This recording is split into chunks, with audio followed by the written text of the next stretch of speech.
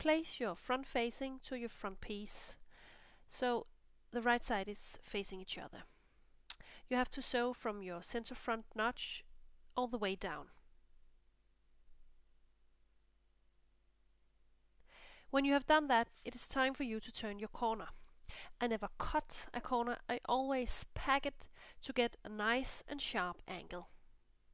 When I have done that, I press my front nicely. Now it's time for you to release your seam allowance in your neckline. To do that, turn your seam allowance out and cut your center front notch a bit deeper. You may never cut further than a few millimeters from your stitch. Now you can turn around and it would look like this. Now it is time to sew the collar onto the body of your style.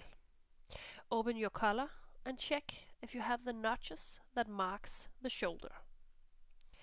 Place the front of your collar onto the released seam and pin it together. Pin the collar onto the body all the way around. Remember to place the shoulder notch over the shoulder seam. It is important to put in the front facing to this seam as well.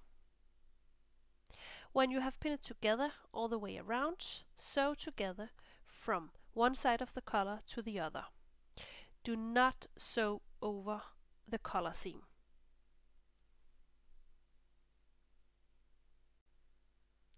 You can see here that the seam from your collar seam is still free, if you can say so. If it's free like this, it's much easier to turn your collar around. Now you have to press your collar and your seam allowance in place. Press the seam allowance into your collar. And now it's time for you to attach the other side of the collar to the style. Again, match your shoulder notch to your shoulder seam. Fold in 1 centimeter, and when you have done that all the way and pin it to your style, please press.